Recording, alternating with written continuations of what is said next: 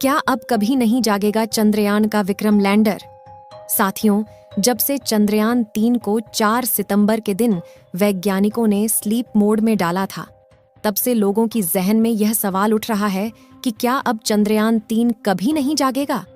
क्या चंद्रयान 3 चांद पर पानी की खोज नहीं कर पाएगा? क्या चंद्रयान 3 का प्रज्ञान रोवर और विक्रम लैंडर हार मान चुका है? आपके जहन में उठ रहे सभी सवालों के जवाब लेकर आज हम उपस्थित हुए हैं एक नई वीडियो के साथ, और साथ ही इस वीडियो में हम आपको कुछ नया भी बताने वाले हैं। सभी प्रश्नों के जवाब जानने के लिए वीडियो के अंत तक अवश्य बने रहें। दोस्तों, चांद पर चंद्रयान 3 का प्रज्ञान रोवर और विक्रम लैंडर इस समय गहरी नींद में है। इसरो के वैज्ञानिकों ने 4 सितंबर के दिन चंद्रयान 3 के विक्रम लैंडर को स्लीप मोड में डाल दिया था, और उसके कुछ घंटे के बाद प्रज्ञान रोवर भी काम करने के बाद विक्रम के बगल में सो गया था, क्योंकि चांद के दक्षिणी ध्रुव पर धूप थोड़ी कम पड़ती है। इसलिए चांद के दक्षिणी ध्रुव की रात काफी ज्यादा खतरनाक और अंधेरे से भरी होती है, और हमारा विक्रम लैंडर प्रज्ञान रोवर के साथ में चांद के इसी जगह पर सो रहा है। और इस समय दोनों इतने ज्यादा अंधेरे में हैं कि अगर कैमरों द्वारा देखा जाए तो दिखाई नहीं दे सकते हैं। इस समय जिस जगह पर विक्रम लैंडर उपस्थित है, उस जगह का तापमान लगभग -250 डिग्री सेल्सियस के करीब पहुंच चुका था।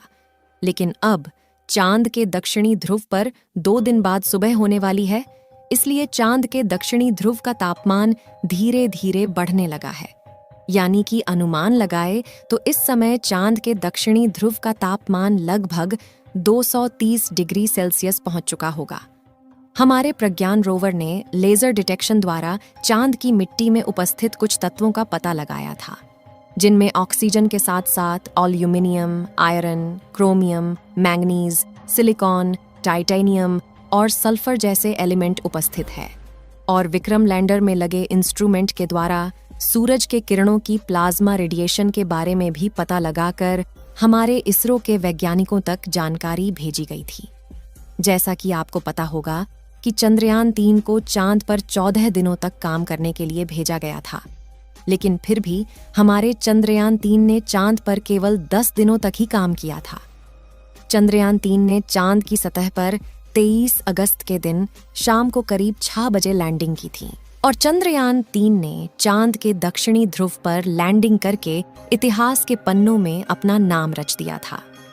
यह पल भारतवासियों के लिए बहुत ही खुशी का माहौल था, क्योंकि चंद्रयान 3 के सॉफ्ट लैंडिंग की लाइव स्ट्रीम पर दुनिया भर की स्पेस एजेंसी नजर गड़ाए बैठी थी, क्योंकि उन्हें भी पता चल गया था कि भारत कुछ ऐसा करने वाला है जो इतिहास में आज तक किसी भी देश ने नहीं किया।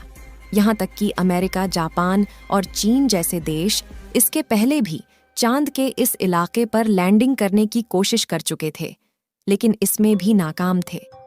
फिर भी भारत के होनहार वैज्ञानिकों ने इस कारनामे को भी सफलतापूर्वक कर दिखाया था। 23 अगस्त को लैंडिंग करने के बाद प्रज्ञान रोवर और विक्रम लैंडर ने 2 सितंबर तक चांद पर एक्सपेरिमेंट किया था, और वैज्ञानिकों के द्वारा 4 सितंबर के दिन इसे स्लीप मोड में डाल दिया गया था। जिस समय चांद पर यह दोनों गहरी नींद में थे, उसे समय चांद की कड़कती ठंडी में इनके इंस्ट्रूमेंट का काम कर पाना नामुमकिन था। इसलिए वैज्ञानिकों ने उनके सारे इंस्ट्रूमेंट को बंद कर दिए थे, ताकि वह सुरक्षित बने रहें और दोबारा से सुबह होने पर इनको फिर से चलाया जा सके। लेकिन -250 डिग्री सेल्सियस की ठंडी को झेल पाना इतना भी आसान नहीं होता।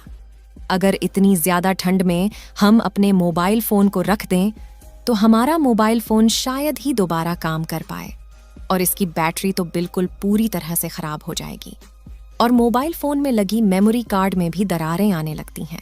लोगों के मन में यह सवाल उठ रहा है कि क्या विक्रम लैंडर और प्रज्ञान रोवर के साथ भी ऐसा ही हुआ होगा?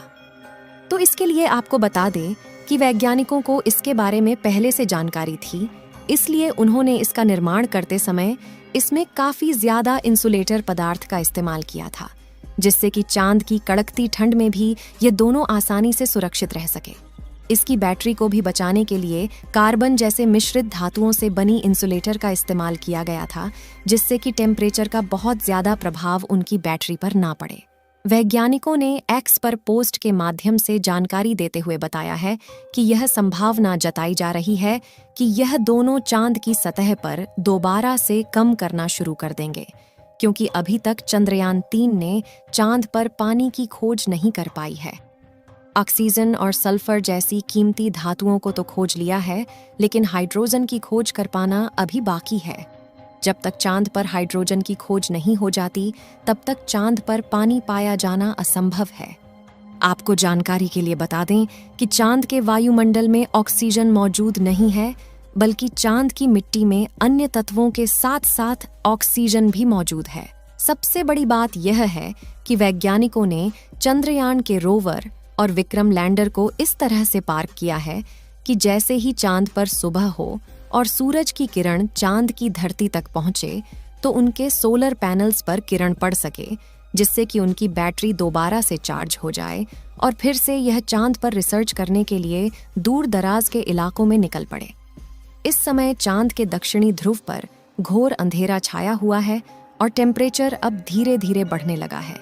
अब जैसे ही चांद के दक्षिणी ध्रुव पर सुबह होगी, तो सूरज की पहली किरण जैसे ही इनके सोलर पैनल्स पर पड़ेंगी, तो इनकी बैटरी दोबारा से चार्ज हो जाएगी और पृथ्वी पर बेंगलुरु के हेड ऑफिस में उपस्थित वैज्ञानिकों द्वारा विक्रम लैंडर के पास रेडियो सिग्नल को भेजा जाएगा। अगर विक्रम रेडियो सिग्नल को रिसीव करके धरती तक जवाब वापस भेजता है, तो यह मान दिया जाएगा कि चंद्रयान 3 अभी भी सही सलामत बचा हुआ है। लेकिन अगर वैज्ञानिकों के द्वारा भेजी गई रेडियो सिग्नल का जवाब पृथ्वी तक वापस नहीं आता है, तो यह मान लिया जाएगा कि चांद के इलाके में हमेशा के लिए राजदूत बनकर खड़े रहेंगे। चांद पर 22 सितंबर के दिन इस इलाके में सुबह होगी और सूरज की किरण विक्रम लैंडर और प्रज्ञान रोवर पर पड़ने लगेगी। लेकिन ऐसे में यह दोनों जाग कर फिर से कम कर पाएंगे या नहीं, इसके बारे में कुछ भी नहीं कहा जा सकता है। आपको जानकारी के लिए बता दें कि चंद्रयान 3 की सफलता के बाद इसरो के वैज्ञानिकों ने आदित्य सूर्ययान लॉन्च किया था, जो कि सूरज की स्टडी करेगा। और उसके बाद इसरो के वैज्ञानिकों ने गगनयान की तैयारी पूरी कर ली है और अगले महीने में गगनयान को चांद की इस घनघोर इलाके में भेजा जाएगा। गगनयान के साथ 3 इंसानों को चांद पर भेजा जाएगा, जिसमें से 2 पुरुष और 1 महिला वैज्ञानिक शामिल है। हम आशा करते हैं कि चंद्रयान 3 दोबारा से जागकर अपने मिशन को जरूर पूरा करेगा और एक बार फिर दुनिया भर के लोगों में अपना परचम लहराएगा। साथियों, इस वीडियो में इतना ही। आप सभी लोग चंद्रयान 3 के दोबारा से जागने की दुआएं कमेंट बॉक्स में करते रहें। इस वीडियो को एक लाइक जरूर करें और अपने मित्रों तक इस वीडियो को शेयर करें, ताकि उन्हें भी जानकारी मिल सके। और अपने भरोसेमंद चैनल को सब्सक्राइब जरूर करें और बेल आइकन को ऑल पर सिलेक्ट करना बिल्कुल ना भूलें। मिलते हैं किसी और नॉलेजेबल वीडियो के साथ। वीडियो को अंत तक देखने के लिए धन्यवाद।